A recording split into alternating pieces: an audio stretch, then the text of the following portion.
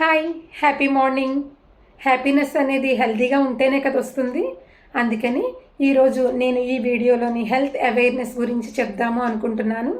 ఈ వీడియో కాన్సన్ట్రేషన్గా విన్నట్లయితే మీకు మన బాడీ సైన్స్ ఏంటి, మనం ఫుడ్ తీసుకునే విషయంలోని ఎలాంటి మిస్టేక్స్ చేస్తున్నాము, మనం ఎలాంటి ఫుడ్ని ప్రిఫర్ చేయాలి, ఎలాంటి ఫుడ్ని అవాయిడ్ చేయాలి, హెల్తీ లైఫ్ స్టైల్ అంటే ఏంటి, ఈ విషయాలన్నీ కూడా మీతో డిస్కస్ చేస్తాను. ఈరోజు నేను తీసుకునే టాపిక్ ఇన్సులిన్ రెసిస్టెన్స్. అసలు ఇన్సులిన్ రెసిస్టెన్స్ అంటే ఏంటి? మన బాడీలో ఉన్న సెల్ గ్లూకోజ్ అప్డేట్ను ప్రాపర్గా తీసుకోలేకపోవడం. ఇంకొంచెం వివరంగా చెప్పాలి అంటే మన బాడీ అంతా సెల్స్తోనే నిండి ఉంటుంది. మనం హ్యాపీగా మన పనులు మనం చేసుకోవాలి అంటే మన సెల్ అనేది ఎనర్జెటిక్గా ఉండాలి. మనం ఏదైతే ఫుడ్ తీసుకుంటున్నామో ఆ ఫుడ్ మన బ్లడ్లోని గ్లూకోజ్గా కన్వర్ట్ అవుతుంది. ఈ గ్లూకోజ్ని మన సెల్కి తీసుకెళ్ళి ఇచ్చేది ఇన్సులిన్. ఇన్సులిన్ అనేది ప్రాపర్గా మన గ్లూకోజ్ని తీసుకొని సెల్కి ఇచ్చినట్లయితే అప్పుడు మన సెల్ ఎనర్జెటిక్గా ఉంటుంది, మనం కూడా హ్యాపీగా ఉంటాము. ఇది మన బాడీలో జరిగిన ప్రాసెస్. అయితే ఇది కరెక్ట్గా జరుగుతుందా అంటే జరగట్లేదని చెప్పాలి. దీనికి మెయిన్ రీజన్ ఏంటి అంటే మల్టిపుల్ ఈటింగ్స్. ఎప్పుడైతే మనం పదే పదే తింటూ ఉంటున్నామో ప్రతిసారి మన బాడీలోని గ్లూకోజ్ రిలీజ్ అవుతుంది. ఈ గ్లూకోజ్ని తీసుకెళ్ళి ఇన్సులిన్ మన సెల్కి ఇస్తుంది. కానీ సెల్ ఏం చేస్తుంది? దానికి కావలసినంత ఇన్సులిన్ని మాత్రమే తీసుకొని రిమైనింగ్ పక్కన స్టోర్ చేస్తుంది. ఎందుకు స్టోర్ చేసే స్టేజ్కి ఎందుకు వెళ్తున్నాము అంటే మల్టిపుల్ ఈటింగ్స్. ఈ ఫుడ్ అవైలబిలిటీ అనేది బాగా పెరిగిపోయింది. మనం ఇంట్లో కూర్చొని మనం స్విగ్గీ జొమాటోలోని ఆర్డర్ పెట్టుకున్నట్లయితే మనకి మిడ్నైట్ 12 o'clock కూడా మనకి ఫుడ్ అనేది మన దగ్గరికే వచ్చేస్తుంది. అంతేకాకుండా ఇన్నాళ్ళ రోజుల్లో చూసుకున్నట్లయితే పిండి వంటలు అనేవి మనం ఏ పండుగల టైంలోనూ తినేవాళ్ళమి. కానీ ఇప్పుడు చూసుకున్నట్లయితే పిండి వంటలు, ఈ సున్నుండలు, బూర్లు, అరిసెలు ఇలాంటివి కూడా రెగ్యులర్గా ప్రతి స్వీట్ షాప్లోని కూడా మనకి కనిపిస్తున్నాయి. మనకి అవి చూడగానే క్రేవింగ్స్ వస్తాయి, కొనుక్కొని తినేస్తూ ఉంటాము. ఇలాగా మనకి ఫుడ్ అవైలబిలిటీ అనేది పెరిగిపోవడం ఒక మేజర్ రీజన్గా చెప్పుకోవచ్చు. అంతేకాకుండా మనకి అవేర్నెస్ అనేది కొంచెం తక్కువగానే ఉంది. చెప్పాలి అంటే ఏం చేస్తున్నాము, మనం ఆఫీసులకి వెళ్ళొస్తున్నాము, ఇంట్లో కూర్చుంటున్నాము, ఏ టీవీలో ఫోన్లు పట్టుకొని కూర్చుంటున్నాము. అంతేకాని మనం బాడీకి వర్కౌట్ ఇవ్వాలి, ఏదైనా వాకింగ్ చేయాలి అనే కాన్షియస్ అనేది చాలా తక్కువ మందిలో ఉంది. అది కూడా మనల్ని అన్హెల్తీలోకి తీసుకెళ్ళడానికి ఒక రీజన్గా చెప్పుకోవచ్చు. ఇప్పుడు మనం ఫర్ ఎగ్జాంపుల్ మనకి వాటర్ ట్యాంక్ ఉన్నది అనుకోండి, మనం కిందన స్విచ్ ఆన్ చేసాము, మోటార్ ఆన్ చేసాము, వాటర్ ట్యాంక్ అనేది ఫుల్ అయిపోయింది, తర్వాత వాటర్ అనేది ఓవర్ఫ్లో అయిపోతుంది మనం స్విచ్ ఆఫ్ చేయకపోతే.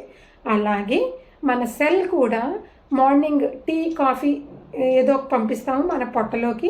అప్పుడు సెల్ అనేది నైట్ అంతా మనం పొట్టలోకి ఏమీ వెయ్యం కాబట్టి ఫాస్టింగ్లో ఉన్నట్టే ఒక 8 hours ఉంటాం కాబట్టి లేవగానే మనం టీ, కాఫీ ఏదైనా పంపించినప్పుడు సెల్ అనేది తీసుకుంటుంది. తర్వాత మనం బ్రేక్ఫాస్ట్ అనేది పంపిస్తాము, అది కూడా తీసుకుంటుంది. తర్వాత మనం బ్రేక్ఫాస్ట్కి, లంచ్కి మధ్యలోనే ఏదైనా స్నాక్ ఐటెం తింటాము, మళ్ళీ లంచ్ తింటాము, మళ్ళీ లంచ్కి, డిన్నర్కి మధ్యలోని టీతో పాటు స్నాక్స్ ఏమైనా తింటాము, మళ్ళీ డిన్నర్ తింటాము, మళ్ళీ పడుకునేలోపు ఏదైనా తినాలనిపిస్తే తింటాము. లేదా మన ఫ్రెండ్స్ ఎవరైనా మన ఇంటికి వచ్చారు అంటే ఖచ్చితంగా ఫుడ్తోనే మనం సెలబ్రేషన్ చేసుకుంటాము. ఏ అకేషన్ అన్నా కూడా ఫుడ్తోనే, ఎవరైనా బర్త్డే పార్టీలు అయినా కూడా మనం ఫుడ్తోనే ప్రతి సెలబ్రేషన్ ముడిపడి ఉంటుంది. కాబట్టి ఎక్కువగా ఈ ఫుడ్ తీసుకున్నప్పుడు ఏమవుతుంది, సెల్ అనేది దానికి కావలసినంత తీసుకొని రిమైనింగ్ లాక్ చేసేస్తుంది. నాకు సరిపడా ఎనర్జీ ఉంది, ఇంకా నాకు ఫుడ్ వద్దని చెప్పి అది లాక్ చేసేస్తుంది. అప్పుడు ఇన్సులిన్ ఏం చేస్తుంది, ఏదైతే గ్లూకోజ్ని తీసుకొని వెళ్ళిందో సెల్ అనేది ఒక టైం వచ్చినప్పటికీ ఇన్సులిన్కి రెస్పాండ్ అవ్వదు, రిజెక్ట్ చేస్తుంది. ఆ టైంలో ఇన్సులిన్ ఏం చేస్తుంది, తీసుకెళ్ళిన గ్లూకోజ్ని పక్కనే ఎడిపోసెల్స్ రూపంలోని స్టోర్ చేస్తుంది. ఈ స్టోర్ ఎందుకు చేస్తుంది అంటే ఎప్పుడైనా మనం ఫుడ్ తీసుకోపోయినట్లయితే ఈ స్టోర్ అయ్యి ఉన్న గ్లూకోజ్ని మనకి ఎనర్జీగా ఇవ్వడానికని ఒక మంచి ఉద్దేశంతోనే ఇన్సులిన్ స్టోర్ చేస్తుంది. కానీ ఆ స్టోర్ చేసిన గ్లూకోజ్ని మనం వాడుతున్నామా అంటే వాడట్లేదు. ఎందుకు అంటే ఎప్పుడు సెల్ అనేది ఫుల్ ఎనర్జీతో ఉంటుంది. ఎందుకు అంటే మనం అలాగే ఇన్పుట్ ఇవ్వడమే అవుతుంది కాబట్టి ఎనీ టైం సెల్ అనేది పూర్తిగా నిండి ఉంటుంది ఎనర్జీతోని. ఆ ఎనర్జీ ఎప్పుడు డ్రాప్ అవుతుంది అంటే మనం వర్కౌట్ చేసినా లేకపోతే ఒకరోజు ఫాస్టింగ్ చేసినా ఆ గ్లూకోజ్ అనేది తగ్గుతుంది. సెల్లో ఉన్న ఎనర్జీ అనేది ఖర్చు అవుతుంది, కానీ అది ఖర్చు అవటం లేదు. అట్ ది సేమ్ టైం మనం మల్టిపుల్ ఈటింగ్స్ ద్వారా మనం ఫుడ్ పంపిస్తున్నాం కాబట్టి అది ఒక పక్కన స్టోర్ చేసి ఉంచుతుంది. మనం ఈ గ్లూకోజ్ని పక్కన స్టోర్ చేసుకునే స్థాయికి వెళ్ళాము అంటే దాన్ని మెటబాలిక్ సిండ్రోమ్ అంటారు. అంటే ఏంటి అంటే గ్రూప్ ఆఫ్ హెల్త్ ఇష్యూస్ మన మేజర్ ఆర్గాన్స్ మీద అటాక్ చేసే సమయం మనకు వచ్చింది అని చెప్పుకోవచ్చు. మన సెల్ ఎందుకు రిజెక్ట్ చేస్తుంది అంటే, ఫర్ ఎగ్జాంపుల్ ఇప్పుడు మన ఇంటికి ఎవరైనా ఒక ఫ్రెండ్ వస్తారు, మనం చక్కగా కూర్చోబెట్టి మాట్లాడతాము, ఏదో ఒక ఫుడ్ పెడతాము, వాళ్ళతో ఒక టైం స్పెండ్ చేసి మాట్లాడతాము. అదే ఫ్రెండ్ నెక్స్ట్ డే గంటకు ఒకసారి వచ్చి కూర్చున్నారు అంటే కొన్ని రోజులకు మనం రిజెక్ట్ చేస్తాం. ఏంటి మన టైం వేస్ట్ అవుతుంది, ఎందుకు వస్తున్నారో తెలియదు, ఎందుకు కూర్చుంటున్నారో తెలియదు అన్నట్టు. అలాగే సెల్ కూడా ప్రతిసారి మనం తిని ప్రతిసారి గ్లూకోజ్ని తీసుకెళ్ళి ఇన్సులిన్ ఇస్తుంటే కొన్నాళ్ళకి రిజెక్ట్ చేస్తుంది. ఆ రిజెక్ట్ చేసిన టైం వచ్చింది అంటే స్టోరేజ్ టైం వచ్చింది అని అర్థం. అంటే పక్కన గ్లూకోజ్ అంతా స్టోర్ అవుతుంది అని అర్థం. ఈ గ్లూకోజ్ని స్టోర్ చేసిన స్థితికి వచ్చేమో అంటే అది మనకి డేంజర్ బెల్ అనుకోవాలి. మెటబాలిక్ సిండ్రోమ్ ఈ స్టేజ్కి రాకూడదు. వచ్చేమో అంటే మన మేజర్ ఆర్గాన్స్ మీద ప్రభావం చూపుతుంది. దాంట్లో మెయిన్ చెప్పుకోవాల్సింది టైప్ 2 డయాబెటీస్. మనం అనుకున్నాం కదా, అక్కడ గ్లూకోజ్ లెవెల్స్ అనేవి ఎక్కువైపోయాయి మన బాడీలోనని. దానికి వెంటనే టైప్ 2 డయాబెటీస్ అనేది వస్తుంది. ఈ టైప్ 2 డయాబెటీస్ రాగానే మనం మెడికేషన్లోకి వెళ్ళాల్సి ఉంటుంది. ఎప్పుడైతే మన బాడీలోకి మెడికేషన్ వెళ్ళిందో మన బాడీలోని కొలెస్ట్రాల్స్ అనేవి అబ్నార్మల్గా పెరిగిపోతాయి. కొలెస్ట్రాల్స్ పెరిగాయి అంటే ఖచ్చితంగా మన బ్లడ్ వెజల్స్లోని బ్లాకేజెస్ అనేవి ఏర్పడతాయి. దీనివల్ల మన హార్ట్లోకి వెళ్ళి బ్లడ్ వెజల్స్లోని బ్లాకేజెస్ ఏర్పడినట్లయితే హార్ట్ అటాక్స్ వస్తాయి. అలాగే బ్రెయిన్ వైపు వెళ్ళే బ్లడ్ వెజల్స్లోని బ్లాకేజెస్ ఏర్పడితే బ్రెయిన్ స్ట్రోక్స్ అనేవి వస్తాయి. ఈ రోజుల్లో మనం చూసుకున్నట్లయితే ఈ మధ్యనే నేను న్యూస్లో చదివాను, పెళ్లిలోని డ్రమ్స్ వాయిస్తుంటే ఆ సౌండ్కి ఒక ఆయనకి హార్ట్ అటాక్ వచ్చి చనిపోయారని, ఒక కొరియోగ్రాఫర్ డ్యాన్స్ చేస్తూ చనిపోయారని, అలా చాలా మనం చిన్న వయసులోని కూడా స్కూల్లోని హార్ట్ అటాక్ వచ్చి ఒక అమ్మాయి చనిపోయింది. ఇలాంటివన్నీ కూడా మేజర్ రీజన్ ఏంటంటే మన బాడీలోని కొలెస్ట్రాల్స్ అనేవి ఎక్కువైపోవడం. వీటి గురించి మనం ఏమి పట్టించుకోము, కానీ మనం ఎవ్రీ 3 months కానీ 6 months కానీ కనీసం ఇయర్లీ వన్స్ కానీ మనం ఈ టెస్ట్లు అవి చేయించుకొని మన ఇన్నర్ హెల్త్ ఎలా ఉన్నది అనేది ఖచ్చితంగా మనం తెలుసుకోవాల్సిన అవసరం ఎంతైనా ఉంది. నా దగ్గరికి వచ్చిన క్లయింట్స్ అయితే, మేడం నేను కొంచెం వెయిట్ తగ్గాలి, డైట్ చెప్పండి అంటారు. కానీ మనం ఎవరికైనా కూడా ముందు హెల్త్ రిపోర్ట్స్ చూసి మాత్రమే డైట్ అనేది చెప్తాము. ఎందుకంటే వాళ్ళు 80-90 kgs 100 kgs అబవ్ ఉన్న వాళ్ళు కూడా వస్తారు. కానీ హెల్త్ ఇష్యూస్ ఏమైనా ఉన్నాయంటే ఏవీ లేవు మేడం, నాకు జస్ట్ వెయిట్ తగ్గాలి, దాని గురించి డైట్ చెప్పండి అంటారు. ఎప్పుడైతే టెస్టులు చేసుకొని రిపోర్ట్స్ పట్టుకొని వచ్చారో ఆ రిపోర్ట్స్లో ఖచ్చితంగా ప్రీ డయాబెటిక్లోనో ఫ్యాటీ లివరో కొలెస్ట్రాల్స్ ఎక్కువ ఉండడమో ఏదో ఒకటి జరుగుతుంది. దాన్ని బట్టి మనం డైట్స్ అనేవి చెప్పడం జరుగుతుంది. Next type 2 diabetes, next cholesterols, heart attacks, fatty liver దీన్ని కూడా ముఖ్యంగా చెప్పుకోవాల్సి ఉంటుంది. ఫ్యాటీ లివర్ ఇన్నాళ్ళ రోజుల్లో చూసినట్లయితే ఆల్కహాలిక్ ఫ్యాటీ లివర్ అనేవారు. ఎవరైతే డ్రింక్ చేస్తారో వాళ్ళకి మాత్రమే ఫ్యాటీ లివర్ ఉండేది. ఇప్పుడు చూసుకున్నట్లయితే grade 1, grade 2, grade 3 non alcoholic fatty liver అని కూడా చాలామంది ఇబ్బంది పడుతున్నారు. దీనికి మెయిన్ రీజన్ ఏంటంటే మన బాడీలోని ఎక్కువగా ఫ్యాట్ పేరుకుపోవడం వల్ల. ఇప్పుడు పర్సన్ 60 kgs ఉండాలి కానీ 90 kgs ఉన్నారు అంటే 30 kgs ఎక్స్ట్రా వెయిట్ ఉన్నారు అంటే అందులోని ఒక 20 to 10% ఆఫ్ వెయిట్ మన లివర్ మీదే స్టోరేజ్ అయి ఉంటుంది, లివర్ మీద డిపాజిట్ అయిపోయి ఉంటుంది. దానివల్ల ఏమవుతుంది, లివర్ అనేది 1.5 kg ఉంటుంది. ఈ లివర్ 100+ ఫంక్షన్స్ అవి చేయాల్సి ఉంటుంది. కానీ ఆ లివర్ మీద ఒక 5 kg 6 kg బరువు ఎక్స్ట్రా ఉండడం వల్ల ఆ ఫంక్షన్స్ అనేవి చేయలేకపోతుంది. ఫర్ ఎగ్జాంపుల్ మనమే ఉన్నాము, ఒక 50 kg బరువు అయితే మొయ్యగలుగుతాము. కానీ మన నెత్తి మీద ఒక 80 kg బరువు పెట్టారు అంటే ఖచ్చితంగా మనం మొయ్యలేము. అలాగే మన లివర్ ఫంక్షనింగ్ అనేది కూడా ఇబ్బంది పడుతుంది ఈ వెయిట్ అనేది డిపాజిట్ అయిపోయి ఉండిపోవడం వల్ల.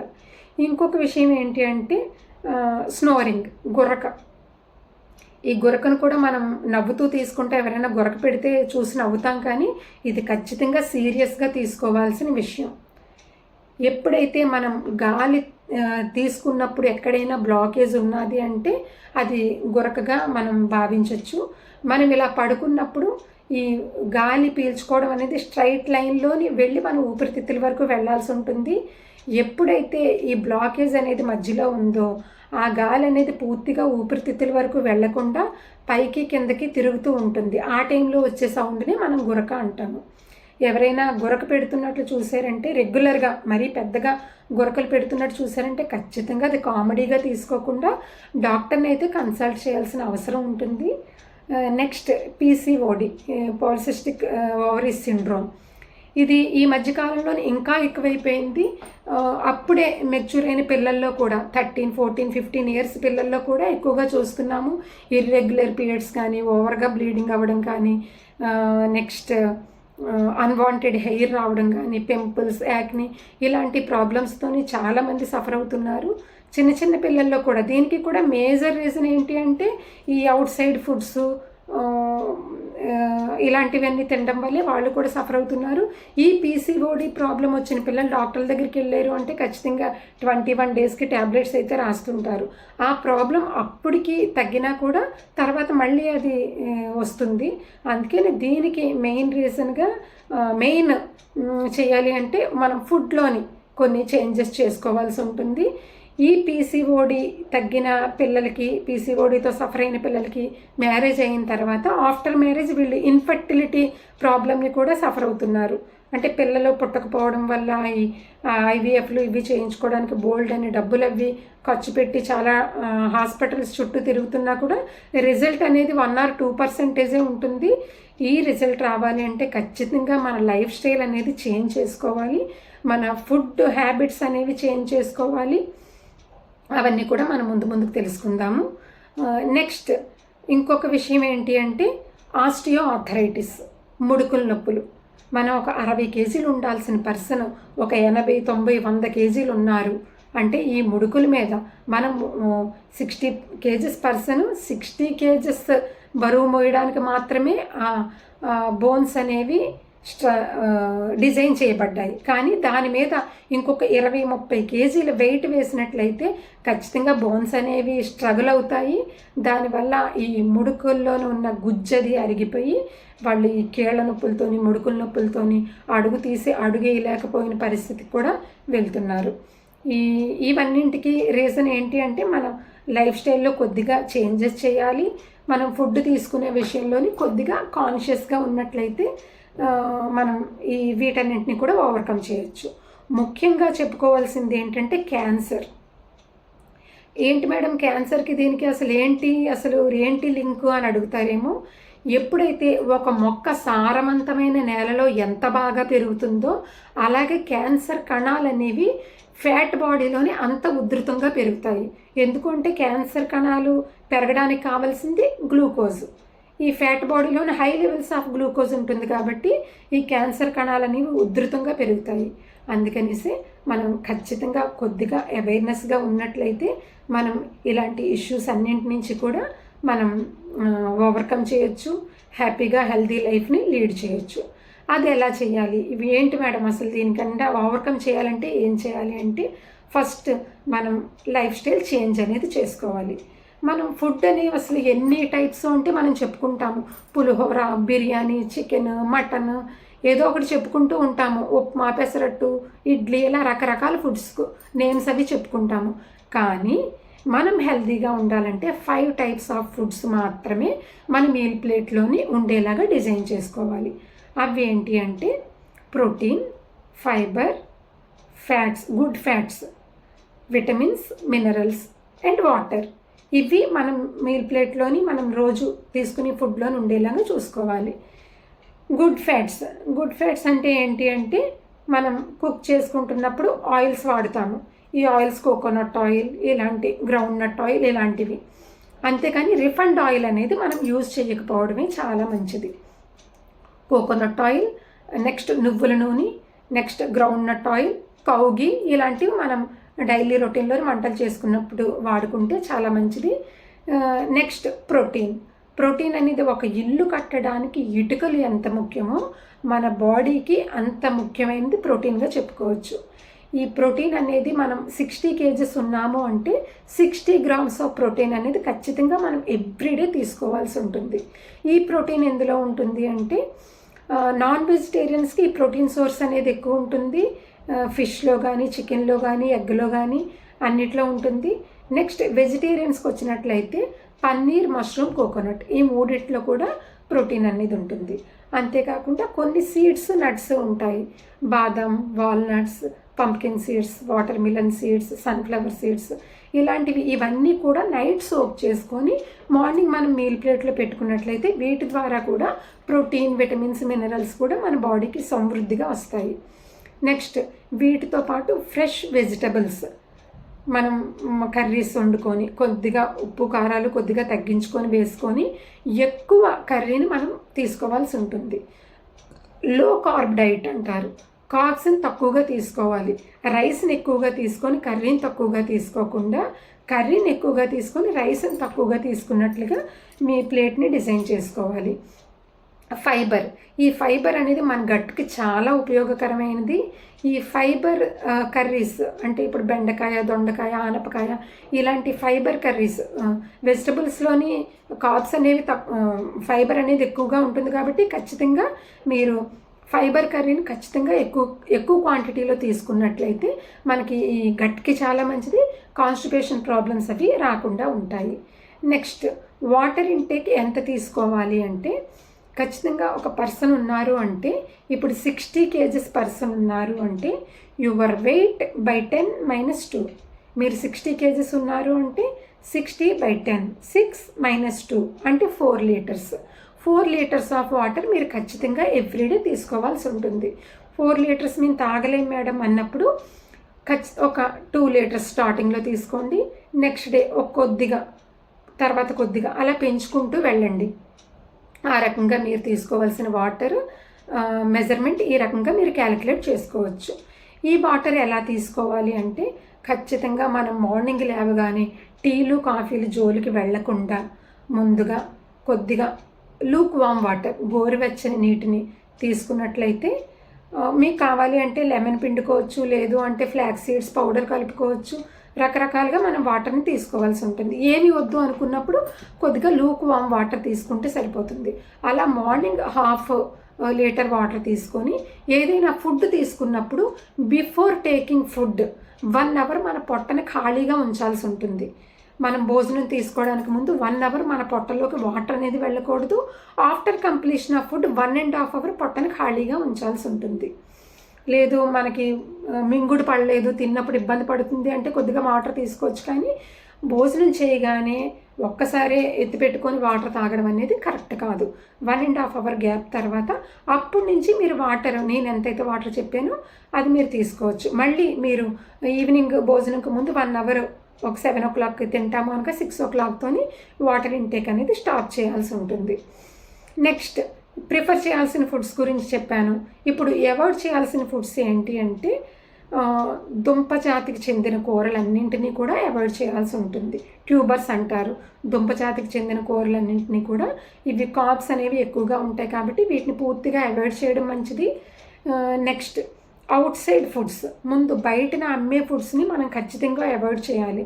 ఎందుకంటే వాళ్ళు వాడిన నూనెనే పదే పదే మరిగిస్తూ వాడుతారు. నెక్స్ట్ వాళ్ళు ఏ నూనె వాడతారో మనకు తెలియదు, ఎంత శుభ్రత పాటిస్తారో మనకు తెలియదు. కాబట్టి అవుట్ సైడ్ ఫుడ్స్ అనేది పూర్తిగా మానేయాలి. డీప్ ఫ్రైలు అనేది కూడా పూర్తిగా మానేయాలి. Next refined carbs, dairy products ఇలాంటివన్నీ కూడా, ఈ చిప్స్ బయట అమ్ముతారు, డ్రింక్స్ ఇలాంటివన్నీ కూడా మనం అవాయిడ్ చేయాల్సి ఉంటుంది. ఏదో అకేషనల్గా ఏదైనా ఫంక్షన్, ఏదైనా ఇంట్లోని అకేషనల్గా తినాలి తాగాలి అన్నప్పుడు తీసుకున్నా కూడా ఎప్పుడైతే మనం కొన్ని సందర్భాలు తినాల్సి వస్తుంది. ఒక ఫంక్షన్ అవుతుంది ఇంట్లోని, మనం హ్యాపీగా ఉన్నాము, ఆ హ్యాపీనెస్ని ఖచ్చితంగా ఫుడ్తోనే సెలబ్రేట్ చేసుకుంటాం. కాబట్టి ఆ టైంలో మనం పొట్ట నిండా ఫుడ్ తీసుకున్నా కూడా నెక్స్ట్ డే మనం కొద్దిగా ఫుడ్ తీసుకోవడం తగ్గించాలి. అట్ ది సేమ్ టైం రోజు మనం హాఫ్ అన్ అవర్ వాకింగ్ చేసాము అంటే ఆ ఫుడ్ ఎక్కువ తీసుకునే రోజు ఇంకొక హాఫ్ అన్ అవర్ మళ్ళీ వాకింగ్ చేసి దీన్ని రీప్లేస్ చేసుకోవాల్సి ఉంటుంది. పూర్తిగా తిండి మానేమని అయితే చెప్పడం లేదండి, కానీ ఏదైతే మన బాడీకి మంచిదో ఆ ఫుడ్ని తీసుకొని కొద్దిగా కాన్షియస్గా బాడీకి వర్కౌట్ అనేది ఖచ్చితంగా ఉండాలి. వర్కౌట్ చేయలేము అనుకునే వాళ్ళు అట్లీస్ట్ వాకింగ్ చేయాలి. కనీసం వాకింగ్ కూడా చేయలేము అనుకునే వాళ్ళు ఒక దగ్గర కూర్చొని యోగా, ప్రాణాయామాస్ ఇలాంటివన్నీ చేసుకోవాలి. ఏదో ఒకటి బాడీకి ఇవ్వాలి తప్ప కామ్గా అలాగా తింటూ కూర్చున్నాము అంటే ఖచ్చితంగా మనం అన్హెల్దీలోకి వెళ్తాము. ఇప్పుడు నేను చెప్పిన ఇవి అన్నీ మీరు పాటించినట్లయితే ఖచ్చితంగా హెల్దీ లైఫ్ అనేది లీడ్ చేయొచ్చు. మీకు ఇంకా ఎటువంటి డౌట్స్ ఉన్నా కూడా నేను డిస్క్రిప్షన్లోని నా మెయిల్ ఐడి పెడతాను. నాకు మీరు మీ డౌట్స్ మెయిల్ చేసినట్లయితే నా అవకాశాన్ని చూసుకొని ఖచ్చితంగా నేను రెస్పాండ్ అవుతాను. That's all about our session, today's session. మీకు ఈ వీడియో ఖచ్చితంగా ఉపయోగపడుతుందని అనుకుంటున్నాను. ఈ వీడియో మీకు ఎవరికైనా పంపిస్తే వాళ్ళకి కూడా యూస్ఫుల్గా ఉంటుంది అంటే ఖచ్చితంగా షేర్ చేయండి. ఈ వీడియో చూసి ఒక 10 మంది మారి వాళ్ళ లైఫ్ స్టైల్ని చేంజ్ చేసుకున్నా కూడా నేను ఖచ్చితంగా హ్యాపీగా ఫీల్ అవుతాను. ఇంతటితో ముగిస్తున్నాను. సర్వే జన సుఖినో భవంతు. Thank you.